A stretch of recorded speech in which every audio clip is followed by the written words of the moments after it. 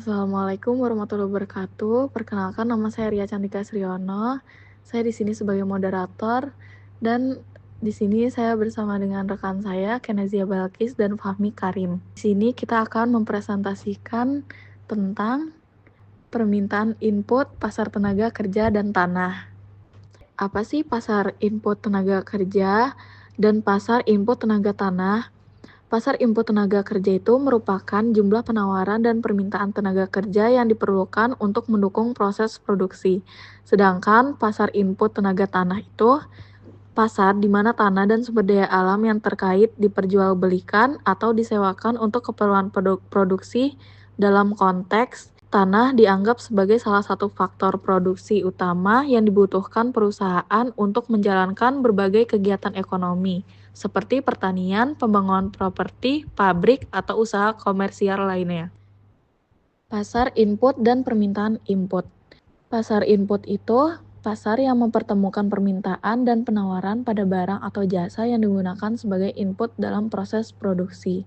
Sedangkan permintaan input itu permintaan yang bergantung pada permintaan output yang dapat untuk memproduksi sumber daya tersebut.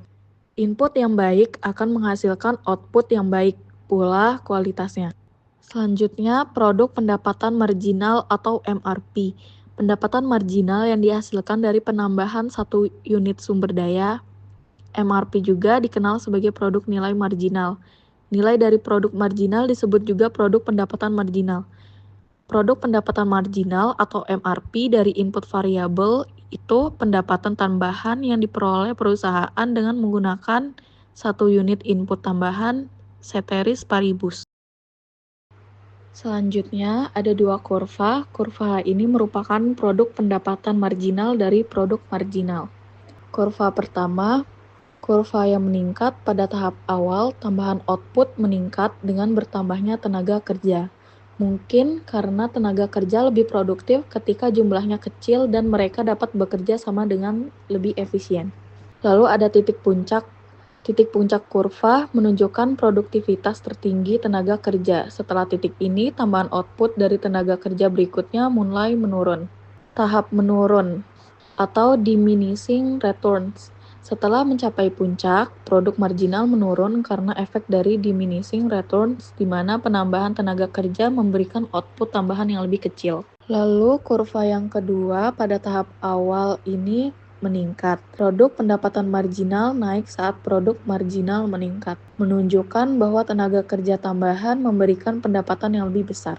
Lalu puncak MRP. Produk pendapatan marginal mencapai puncaknya ketika produk marginal berada di titik tertinggi. Yang terakhir, tahap menurun. Setelah puncak, produk pendapatan marginal menurun, mencerminkan bahwa tambahan tenaga kerja menghasilkan pendapatan yang semakin kecil karena diminishing return. Selanjutnya akan disampaikan oleh Fahmi. Penawaran tenaga kerja. 1. Keputusan penawaran tenaga kerja individu. Setiap individu menghadapi trade-off antara bekerja lebih banyak dan menikmati waktu luang. Untuk memaksimalkan utilitas, individu akan memilih jumlah jam kerja yang membuat utilitas marginal dari upah yang diterima sama dengan utilitas marginal yang hilang akibat berkurangnya waktu luang. Yang kedua, hubungan upah dan jam kerja. Umumnya ketika tingkat upah meningkat, individu cenderung akan bekerja lebih banyak, tetapi hanya sampai titik tertentu. Ini menunjukkan adanya hubungan positif antara tingkat upah dan penawaran tenaga kerja pada level individu. Kurva penawaran tenaga kerja individu biasanya akan miring ke atas atau positif seiring dengan peningkatan upah. Yang tiga, kurva penawaran tenaga kerja. Kurva ini diperoleh dengan menjumlahkan semua kurva penawaran tenaga kerja di individu di pasar. Jika lebih banyak individu yang memasuki pasar atau jika ada perubahan dalam kondisi sosial atau ekonomi, kurva penawaran tenaga kerja pasar akan bergeser. Yang keempat, faktor-faktor yang menggeser kurva penawaran tenaga kerja. Preferensi dan norma. Misalnya peningkatan partisipasi angkatan kerja wanita di Amerika Serikat pada tahun 1970 disebabkan oleh perubahan budaya, bukan hanya alasan ekonomi. Kekayaan ketika individu menjadi lebih kaya, misalnya mendapatkan pendapatan non-upah, mereka cenderung mengurangi jam kerja karena utilitas marginal dari uang berkurang. Perubahan populasi juga Meningkatkan jumlah penduduk yang bekerja akan menggeser kurva penawaran tenaga kerja ke kanan, menunjukkan lebih banyak orang yang bersedia bekerja pada tingkat upah tertentu. Pasar tenaga kerja. Keputusan perusahaan dalam pasar tenaga kerja ialah perusahaan mempekerjakan tenaga kerja berdasarkan permintaan mereka akan input kerja yang bergantung pada produk pendapatan marginal dari tenaga kerja atau MRP dan biaya marginal memperkerjakan tenaga kerja tersebut atau upah. 2. Permintaan tenaga kerja pasar. Kurva permintaan tenaga kerja pasar adalah agregasi dari permintaan tenaga kerja semua perusahaan di pasar yang sama. Setiap perusahaan akan memperkerjakan pekerja hingga nilai produk marginal tenaga kerja atau MRP sama dengan upah pasar. Ini mengarah pada keputusan berapa banyak pekerja yang akan dipekerjakan oleh perusahaan di pasar. Yang ketiga, harga pasar atau upah. Harga pasar tenaga kerja yaitu upah yang diterima oleh pekerja ditentukan oleh keseimbangan antara permintaan dan penawaran tenaga kerja. Di pasar tenaga kerja kompetitif, perusahaan bersifat sebagai penerima harga sampai mereka menerima upah yang berlaku di pasar. 4. Optimalisasi penyerapan tenaga kerja. Perusahaan yang ingin memaksimalkan laba akan mempekerjakan pekerja hingga saat di mana pendapatan marginal dari pekerja terakhir yang dipekerjakan MRP sama dengan upah yang dibayarkan. Jika MRP lebih tinggi dari upah, perusahaan akan terus menambah pekerja hingga untuk titik tersebut tercapai. Yang kelima, perbandingan pendapatan marginal dan biaya marginal. Seperti di pasar barang, untuk memaksimalkan laba, perusahaan membandingkan pendapatan marginal dari pekerja dengan biaya marginal. Mempekerjakan pekerja tambahan jika pendapatan marginal lebih besar dari upah atau biaya marginal, perusahaan akan mengupah lebih banyak pekerja. Jadi secara keseluruhan, analisis pasar tenaga kerja melibatkan interaksi antara keputusan individu untuk menawarkan tenaga kerja berdasarkan preferensi pribadi dan kondisi ekonomi, dan keputusan perusahaan untuk mempekerjakan tenaga kerja berdasarkan keuntungan marginal yang dihasilkan dari pekerja. Keseimbangan pasar tercapai ketika penawaran dan permintaan tenaga kerja saling berinteraksi, menentukan jumlah pekerja yang dipekerjakan dan tingkat upah yang berlaku. Materi terakhir akan disampaikan oleh Kenazia. Materi selanjutnya yaitu pasar tanah. Yang pertama, pengertian pasar tanah. Pasar tanah adalah tempat atau sistem di mana transaksi jual beli atau sewa tanah terjadi. Di pasar ini, permintaan dan penawaran tanah bertemu, dan harga tanah terbentuk berdasarkan interaksi antara pembeli atau penyewa dan penjual atau pemilik tanah. Pasar tanah merupakan bagian penting dari ekonomi terutama dalam konteks investasi, pembangunan perumahan, pertanian, industri, dan penggunaan lainnya. Yang kedua yaitu jenis-jenis pasar tanah.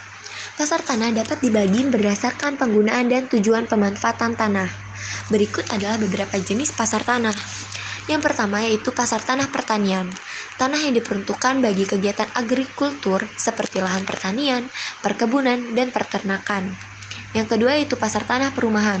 Pasar untuk tanah yang digunakan untuk pembangunan rumah atau perumahan, nilainya dipengaruhi oleh akses ke fasilitas umum, keamanan lingkungan, dan perkembangan wilayah.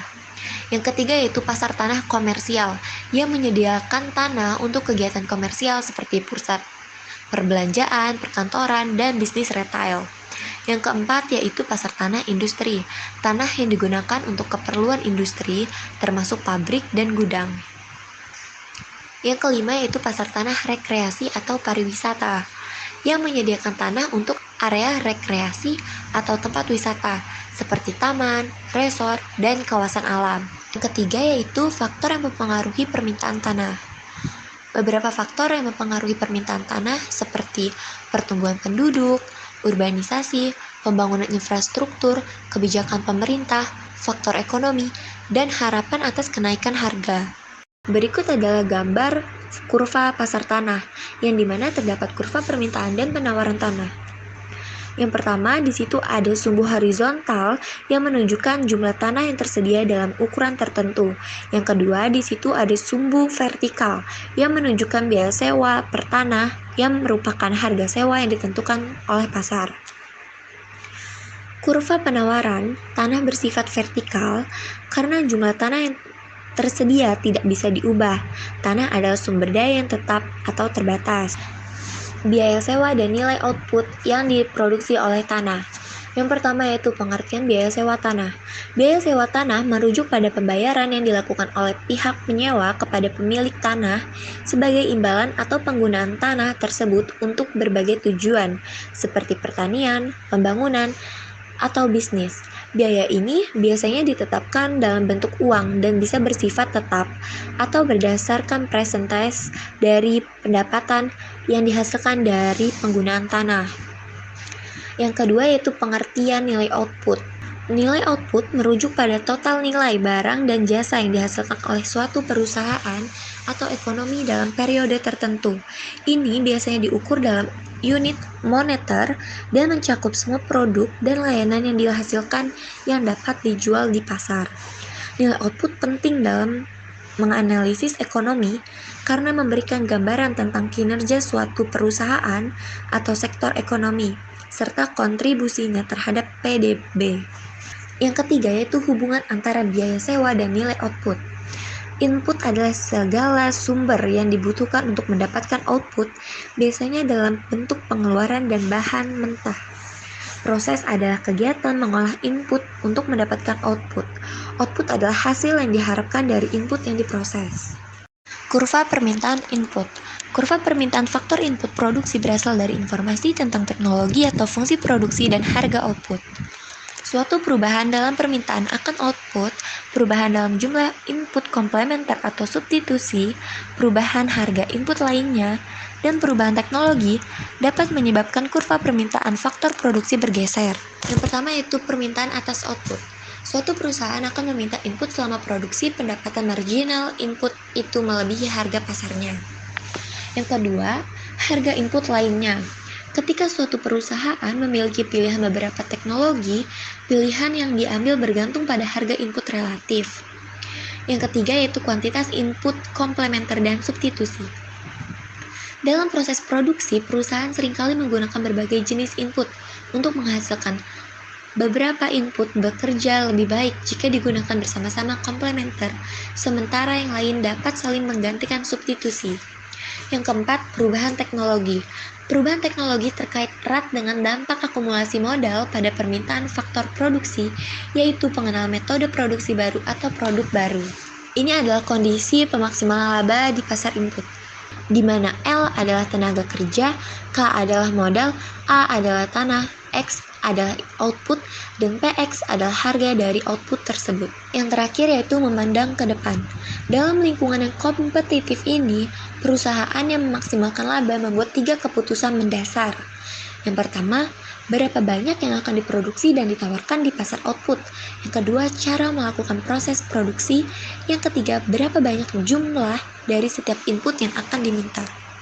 Baik, sekian materi dari kami. Kurang lebihnya kami mohon maaf. Assalamualaikum warahmatullahi wabarakatuh.